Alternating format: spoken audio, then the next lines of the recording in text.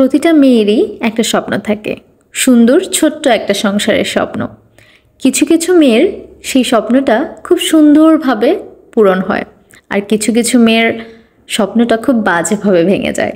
আমার স্বপ্নটা কিভাবে পূরণ হলো, হচ্ছে নাকি ভেঙে গেল, সেই গল্পই আজকে আপনাদের সাথে শেয়ার করব। এই ভিডিওটাতে মূলত অনেকগুলো ছোট ছোট ইমোশন আমি যুক্ত করেছি। এই ভিডিওটাতে আমি আপনাদের সাথে পরিচয় করিয়ে দিব আমার বিলাভড হাজব্যান্ডকে।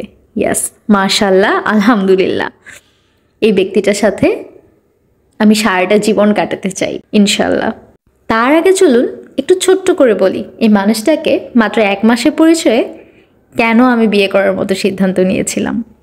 এই মানুষটা এমন একটা মানুষ যে একবারের জন্য আমার সাথে ফ্লার্ট করার চেষ্টা করেনি, একবারের জন্য আমাকে পটানোর চেষ্টা করেনি।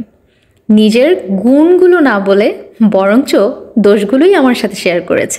এই মানুষটার সাথে আমি নির্দ্বিধায় আমার সমস্ত কথা শেয়ার করতে পারি। এই মানুষটা আমার জন্য একটা বেস্ট মানুষ। এই মানুষটার সাথে আমি সংসার শুরু করছি।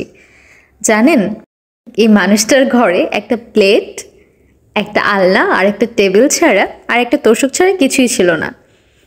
আমি নিজের হাতে পছন্দ করে সব কিছু কিনতেছি।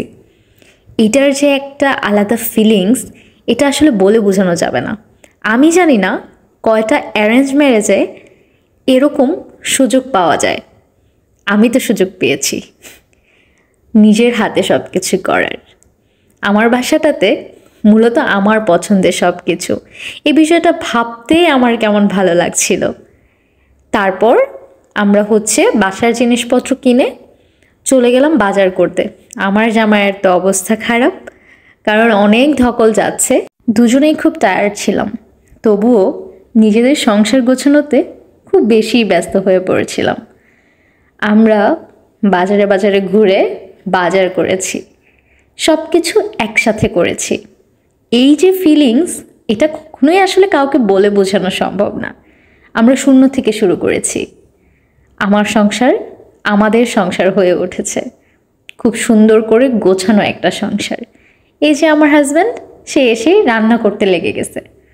সে ডিম ভাজি করেছে, আলু ভর্তা করেছে, সব কিছু সে একা হাতেই করেছে, আমাকে কিছুই করতে দেয়নি।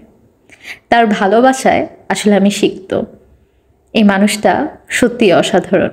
আমি তাকে সত্যিই খুব ভালোবাসি। আমি চাই তার সাথে সারাটা জীবন কাটিয়ে দিতে। আল্লাহ আমাদের কবুল করুক। সবাই ভালো থাকবেন, আমাদের দুইজনের জন্য দোয়া করবেন। আজকের ভিডিওটা এই পর্যন্তই। আল্লাহ হাফেজ।